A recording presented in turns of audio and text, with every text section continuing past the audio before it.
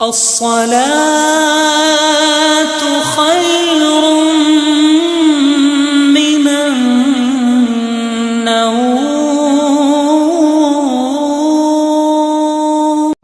محمد سيد الكونين والثقلين. الحمد لله رب العالمين، والصلاة والسلام على سيد المرسلين، أما بعد، فأعوذ بالله من الشيطان الرجيم. بسم الله الرحمن الرحيم. يا أيها الذين آمنوا كتب عليكم الصيام كما كتب على الذين من قبلكم لعلكم تتقون. صدق اللہ العظیم وصدق رسولہ النبی الکریم. برادر اسلام، السلام علیکم ورحمۃ اللہ وبرکاتہ. محترم حضرات، حضرت سیدنا شیخ احمد بن منصور علیہ رحمہ آپ جب فوت ہوئے تو اہل سراج میں سے کسی نے خواب میں دیکھا کہ سر پر موتیوں والا تاج سجائے اور بہترین کھلا جیب تن کیے وہ سراج کی جامع مسجد کے محراب میں کھڑے ہیں. خواب دیکھنے والے نے حال پوچھا تو آپ نے فرمایا اللہ تعالیٰ نے مجھے بخشا، کرم فرمایا اور تاج پہنا کر جنت میں داخل کیا. پوچھا گیا کس سبب سے؟ فرمایا میں تاجدار مدینہ صلی اللہ تعالی علیہ وآلہ وسلم پر کثرت سے درود پاک پڑھا کرتا تھا اور یہی عمل میرے کام آ گیا. شامعین، درود پاک کی بڑی فضیلتیں ہیں، بڑی برکتیں ہیں. شامعین، اللہ تبارک و تعالیٰ کا کتنا بڑا کرم ہے کہ اس نے ہم پر ماہ رمضان المبارک کے روزے فرض کر کے ہمارے لیے سامان تقوی فراہم کیا ہے.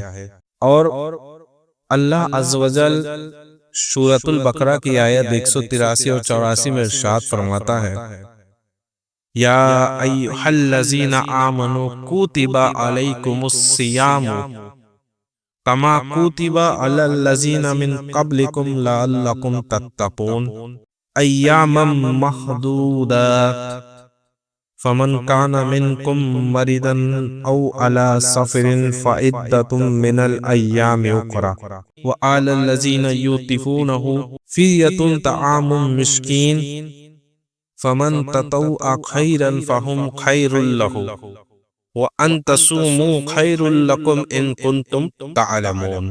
رب فرماتا ہے ایمان والو، تم پر روزے فرض کیے گئے ہیں جیسے تم سے اگلوں پر فرض کیے گئے تھے تاکہ تم پرہیزگاری کرو اور تمہیں پرہیزگاری ملے.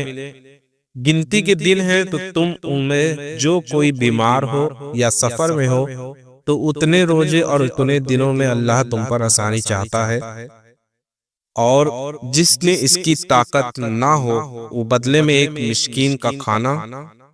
پھر جو اپنی طرف سے نیکی زیادہ کرے وہ اس کے لیے بہتر ہے، اور روزہ رکھنا تمہارے لیے زیادہ بھلا ہے اگر تم جانو.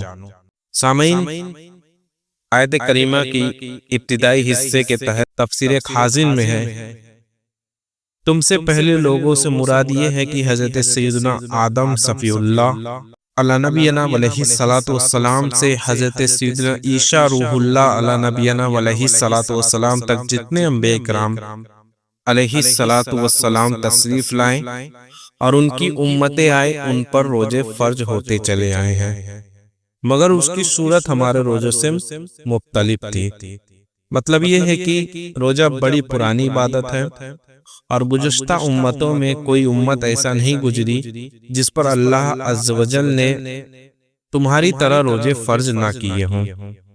اور تفسیر عزیزی میں ہے کہ حضرت سیدنا آدم صفی اللہ علی نبینا علیہ الصلوۃ والسلام پر ہر مہینے کے ایام بیج یعنی چاند کی 13، 14 اور 15 کے 3 روزے فرض تھے، اور یہود یعنی حضرت سیدنا موسیٰ کلیم اللہ علیہ السلام کی قوم پر یوم عاشوراء یعنی 10 محرم الحرام کے دن اور ہفتے کے دن کا اور کچھ اور دنوں کے روزے فرض تھے، اور نصارہ پر ماہ رمضان کے روزے فرض تھے.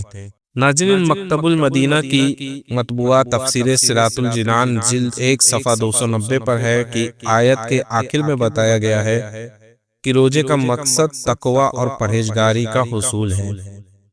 روزے میں چونکہ نفس پر سختی کی جاتی ہے اور کھانے پینے کی حلال چیزوں سے بھی روک دیا جاتا ہے، اور اسی سے اپنی خواہشات پر قابو پانے کا مشق ہوتی ہے، جس سے ضبط نفس اور حرام سے بچنے کی قوت حاصل ہوتی ہے، اور یہی ضبط نفس اور خواہشات پر قابو وہ بنیادی چیز ہے جس کے ذریعے آدمی گناہوں سے رکتا ہے۔ اب یہ دیکھیے کہ روزہ کس پر فرض ہے۔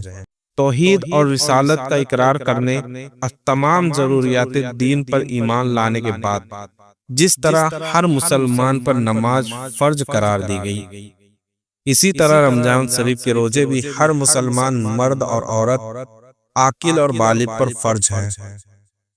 در مختار میں ہے روزے 10 شعبان المعظم 2 سن ہجری کو فرض ہوئے، اور اس کی فرض ہونے کی وجہ اسلام میں اکثر اعمال کسی نہ کسی روح پرور واقعے کی یاد تازہ کرنے کے لیے مقرر کیے گئے ہیں۔ مثلاً صفا و مروہ کے درمیان حاجیوں کا شیخ حضرت سیدنا حاضرہ رضی اللہ تعالیٰ عنہ کی یادگار ہے۔ آپ رضی اللہ تعالیٰ عنہ اپنے لگتے جگر حضرت سیدنا اسماعیل ذبیح اللہ علی نبینا علیہ الصلوۃ والسلام کے لیے پانی تلاش کرنے کے لیے ان دونوں پہاڑوں کے درمیان 7 بار چلی اور دوڑی تھی۔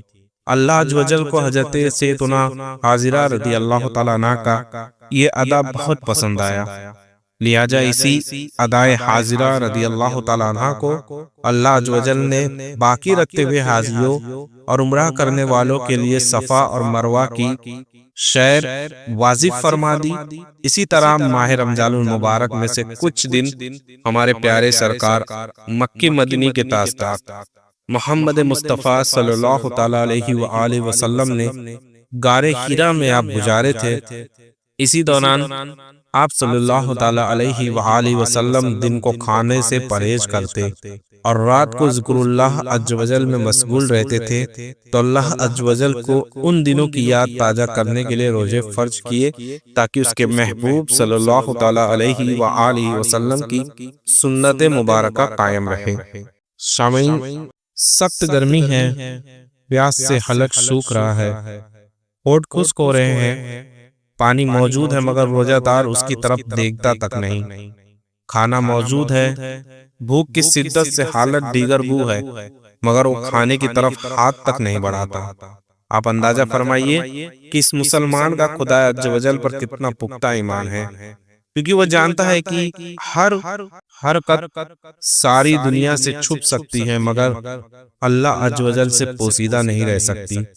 اللہ عز و جل پر اس کا یہی یقین کامل روزے عملی کا نتیجہ ہے، کیونکہ دوسری عبادتیں کسی نہ کسی ظاہری حرکت سے ادا کی جاتی ہیں مگر روزے کے تعلق باطن سے ہے۔ اس کا حال اللہ عز و جل کے سوا کوئی نہیں جانتا۔ اگر وہ چھپ کر بھی کھا پی لے تب بھی لوگ تو یہی سمجھتے رہیں گے کہ یہ روزے دار ہے، مگر محض خوف خدا عز و جل کے باعث وہ کھانے پینے سے اپنے آپ کو بچاتے رہتا ہے۔ میرے آقا اعلی حضرت امام اہل سنت مجاہد دین و ملت مولانا شاہ امام احمد رضا خان علیہ رحمت الرحمن فرماتے ہیں، بچہ جیسے ہی 8ویں سال میں قدم رکھے اس کے والی یعنی سرپرست پر لازم ہے کہ اسے نماز روزے کا حکم دے، اور جب 11واں سال شروع ہو جائے تو اس کے سرپرست پر واجب ہے کہ صوم و صلات یعنی نماز پڑھنے اور روزہ رکھنے پر مارے، بشرطے کہ روزے کی طاقت ہو اور روزہ ضرر یعنی نقصان نہ کرے۔ فقہاء کرام فرماتے ہیں کہ بچے کی عمر 10 سال کی ہو جائے اور 11ویں میں قدم رکھ دے، اس میں روزہ رکھنے کی طاقت ہو تو اس سے رمضان المبارک میں روزہ رکھوایا جائے۔ اگر پوری طاقت ہونے کے باوجود نہ رکھے تو مار کر رکھوائیے، اگر رکھ کر توڑ دیا تو قضا کا حکم نہ دیں گے، اور نماز توڑ دے تو پھر پڑھائیں گے۔ ملفوظات اعلی حضرت صفحہ 206 پر میرے آقا اعلی حضرت رحمت اللہ تعالی علیہ اپنے خواب ارشاد فرماتے ہیں کہ ابھی چند سال ہوئے ماہ رجب میں حضرت والد ماجد رحمت اللہ تعالی علیہ خواب میں تشریف لائے اور مجھ سے فرمایا اب کی رمضان میں مرض شدید ہوگا، روزہ نہ چھوڑنا۔ ویسا ہی ہوا اور چند طبیب وغیرہ نے کہا، مگر میں نے روزہ نہ چھوڑا اور اسی کی برکت سے بفضلہ تعالی شفا مل گئی۔ اور حدیث میں ارشاد ہوا ہے سومو تصیقو، یعنی روزہ رکھو تندرست ہو جاؤ گے۔ ناظرین، امیر المومنین حضرت مولا کائنات علی المرتضی شیر خدا کرم اللہ تعالی وجہ الکریم سے مروی ہے کہ اللہ عز و جل کے پیارے رسول رسول مقبول سیدہ آمینہ رضی اللہ تعالی عنہا کے گلشن کے مہکتے پھول صلی اللہ تعالی علیہ وآلہ وسلم کا فرمان شہد نشان ہے کہ بے شک اللہ عز و جل نے بنی اسرائیل کے ایک نبی علیہ السلام کی طرف وحی فرمائی کہ آپ اپنی قوم کو خبر دیجئے کہ جو بھی بندہ میری رضا کے لیے ایک دن کا روزہ رکھتا ہے تو میں اس کے جسم کو صحت بھی عنایت فرماتا ہوں اور اس کو عظیم اجر بھی دیتا ہوں۔ ناظرین، الحمدللہ احادیث مبارکہ سے مستفاد ہوا کہ روزہ اجر و ثواب کے ساتھ ساتھ حصول صحت کا بھی ذریعہ ہے۔ اب تو سائنسدان بھی اپنی تحقیق میں اس حقیقت کو تسلیم کرنے لگے ہیں۔ اب دیکھیے نا، جیسا کہ آکسفورڈ یونیورسٹی کے پروفیسر مور پولیٹ کہتا ہے کہ میں اسلامی علوم پڑھ رہا تھا، جب روزوں کے بارے میں پڑھا تو اچھل پڑا کہ اسلام نے اپنے ماننے والوں کو کیسا عظیم الشان نسخہ دیا ہے۔ مجھے بھی شوق ہوا کہ لہٰذا میں نے مسلمانوں کی طرز پر روزے رکھنے شروع کر دیے۔ عرصہ دراز میں میرے معدے میں ورم تھا۔ کچھ ہی دنوں کے بعد مجھے تکلیف میں کمی محسوس ہوئی اور میں روزے رکھتا رہا، یہاں تک کہ ایک مہینے میں میرا مرض بالکل ختم ہو گیا۔ تو ناظرین، یہ روزوں کی برکتیں ہیں اور جو روزہ رکھتا اللہ اسے صحت یاب فرما دیتا ہے۔ اب دیکھیے روزے کی سزا کس طرح ہے۔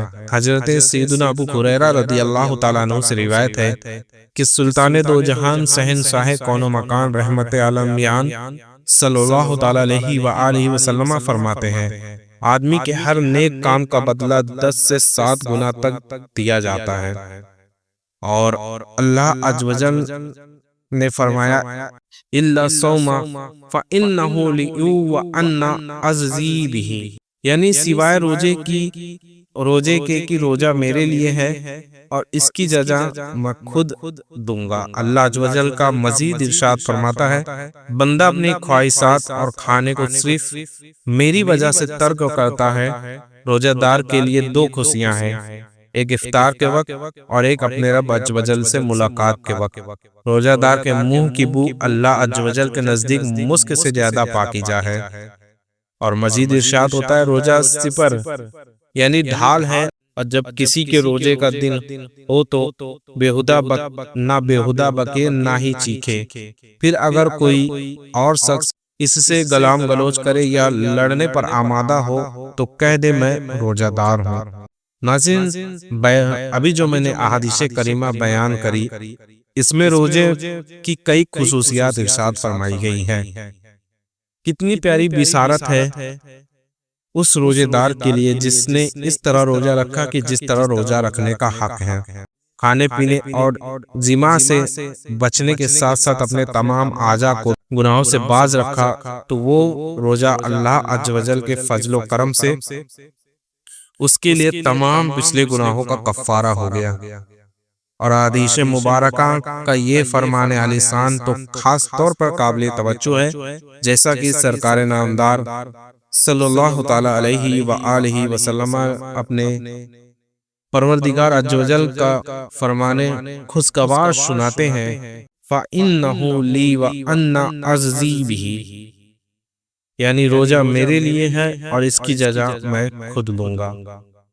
حدیث قدسی کے اس ارشاد پاک کے بجز علماء کرام رحم اللہ تعالی علیہ نے انا عزا بھی پڑھا ہے، جیسا کہ مرآت المنازی وغیرہ میں ہے، تو پھر معنی یہ ہوگا کہ روزے کی جزا میں خود ہی ہوں۔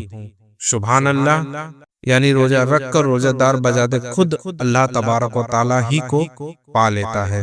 ناظرین، قرآن کریم میں مختلف مقامات پر بیان ہوا ہے کہ جو اچھے اعمال کرے گا اسے جنت ملے گی۔ چنانچہ اللہ تبارک و تعالی پارہ 30 سورۃ البینہ کی آیت 7 اور 8 میں ارشاد فرماتا ہے، ان الذین آمنوا وعاملوا الصالحات اولئک هم الخیر البریہ جزاؤہم عند ربہم جنت عدن تجری من تحتہا الانہار خالدین فیہا ابدا رضی اللہ عنہم ورضوا عنہ ذالک لمن خشی ربہ۔ بے شک جو ایمان لائے اور اچھے کام کیے وہی تمام مخلوق میں بہتر ہیں، ان کا صلہ ان کے رب کے پاس بسنے باغ ہے جس کے نیچے نہریں بہیں، ان میں ہمیشہ رہیں، اللہ ان سے راضی اور وہ اس سے راضی، یہ اس کے لیے جو اپنے رب سے ڈرے۔ سامعین، اب یہاں ایک سوال آتا ہے، کیا غیر صحابی کو بھی رضی اللہ تعالیٰ عنہ کہتے سکتے ہیں؟ کیونکہ رب کا اس میں فرمان ہے رضی اللہ عنہم ورضوا عنہ، اللہ ان سے راضی اور وہ اس سے راضی۔ تو یہ بات آپ جان لیں کہ یہ بات بالکل غلط ہے کہ رضی اللہ تعالیٰ عنہ کہنا صرف صحابی کے نام کے ساتھ مخصوص ہے، اور پیش کردہ آیت کے اس آخری حصے یعنی رضی اللہ تعالیٰ عنہ ورضوا عنہ ذالک لمن خشی ربہ، جس کا ترجمہ ہے کہ اس سے راضی اور وہ اس سے راضی، یہ اس کے لیے ہے جو اپنے رب سے ڈرے۔ اس میں عوامی غلط فہمی کو جڑ سے اکھاڑ دیا گیا ہے۔ خوف خدا عز و جل رکھنے والے ہر مومن، خواہ وہ صحابی ہو یا غیر صحابی، سب کے لیے یہ بشارت عظمیٰ ارشاد فرمائی گئی ہے کہ جو بھی اللہ عز و جل سے ڈرنے والا ہے وہ رضی اللہ عنہم ورضوا عنہ کے زمرے میں داخل ہے۔ بے شک ہر صحابی اور ولی کے لیے رضی اللہ تعالی عنہ لکھنا اور بولنا بالکل درست اور جائز ہے۔ جس نے ایمان کے ساتھ سرکار دو عالم صلی اللہ تعالی علیہ وآلہ وسلم کے حیات ظاہری میں سرکار صلی اللہ تعالی علیہ وآلہ وسلم کی ایک ایک لمحہ بھر بھی شوبت پائی یا دیکھا اور اس کا ایمان پر خاتمہ ہوا، وہ صحابی ہے، اور بڑے سے بڑا ولی صحابی کے مرتبے کو نہیں پا سکتا۔ ہر صحابی عادل اور جنتی ہے۔ الحمدللہ العظیم، رضی اللہ تعالی عنہ کی بات بھی ضمن زیر بحث ہو آ گئی ہے۔ اب اصل موضوع پر ہم آتے ہیں کہ نماز، حج، زکوٰۃ، قربا کی امداد، بیماروں کی عیادت، مساکین کی خبر گیری وغیرہ تمام اعمال خیر سے جنت ملتی ہے، مگر روزہ وہ عبادت ہے جس سے جنت والا یعنی خود مالک حقیقی عز و جل ہی مل جاتا ہے۔